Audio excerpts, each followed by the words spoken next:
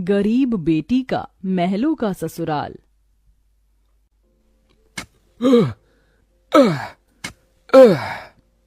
तपती धूप में वह गरीब किसान खेतों में फावड़ा चला रहा था। उसके माथे से तर तर पसीना बहे जा रहा था। तभी गंगा गमछा उठाकर पिता का पसीना पोंछती है। बाबा, आपके माथे से कितना पसीना बह रहा है, आप थक भी गए हैं, थोड़ी देर आराम कर लो, फावड़ा मुझे दो।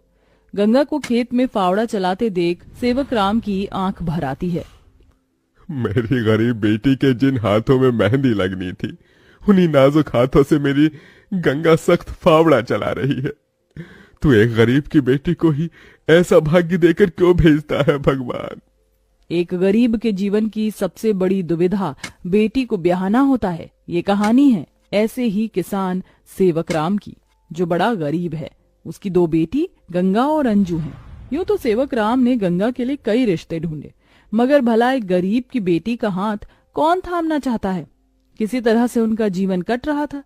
सेवक राम, उसकी बूढ़ी पत्नी जानकी और दोनों बेटी सारा दिन तपती धूप में खेत में काम करते रहे। शाम को खेत का मालिक ब्रिज वहां आया। अरे ओ सेवक राम, सारा खेत जोत दिया? जी ब्रिज बाबू, खेत भी जोत दिया और बीज भी बो दिया। ये ले, तेरे परिवार की आज की दिहाड़ी 250 रुपए।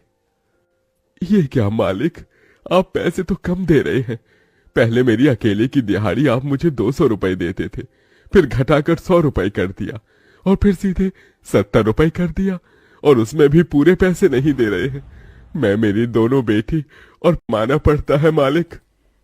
फिर ब्रिज बाकी के 30 रुपए भी सेवक राम को दे देता है, जिसके बाद वह अपनी मढ़ई में आ जाते हैं और गंगा सबको खाना बनाकर खिलाती है और एक फटे गुदरी पर पूरा परिवार जमीन पर लेट जाता है। मगर एक पिता होते हुए सेवक राम चिंता में सो भी नहीं पाता। वह रात भर आंसुओं से बिछौना भिगोता है। अजी, आप अभी तक जाग रहे हैं? जिसके घर में जवान बेटी ब्याहने को हो, वो कैसे सोए? जाने मेरी गरीब बेटी के भाग्य में क्या लिखा है। भगवान ने सभी के घर आंगन में भाग्य जाग रहे हैं, मगर मेरी मढ़ई के आंगन में मंडप कब बनेगा? अजी, तुम चिंता मत करो, भगवान ने कहीं न कहीं जोड़ी बनाई होगी। सेवक राम का यही दुख कम न था। अभी तो और भी कठिनाई आने को थी। अगले दिन जब चारों खेत में पहुंचे कि तभी, क्यों रे सेवक, कल तू 30 रुपए के लिए पाठ पढ़ा रहा था, अब क्या करेगा? क्योंकि ये सारी की सारी जमीन तो पृथ्वीराज जी ने खरीद ली। तभी अंजू ने गंगा से कहा, दीदी, अब हम क्या खाएंगे? खेत बोकर ही तो थोड़े बहुत पैसे मिलते थे। सेवक राम अपने परिवार को लेकर लौट आया। वह दिन रात चिंता में गलने लगा। ऐसे घर कैसे चलेगा प्रभु? कैसे होगी गंगा की शादी? और शादी नहीं हुई तो लोग मेरी गंगा को जाने क्या क्या नाम देंगे, क्या क्या ठहराएंगे जानकी। मैं काम ढूंढने जा रहा हूँ।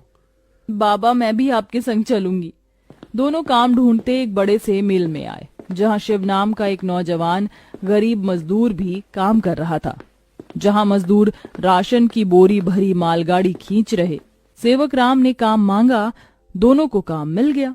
गंगा अपने पिता की बराबरी में काम करती। तपती धूप से अक्सर उसके पांव और हाथ में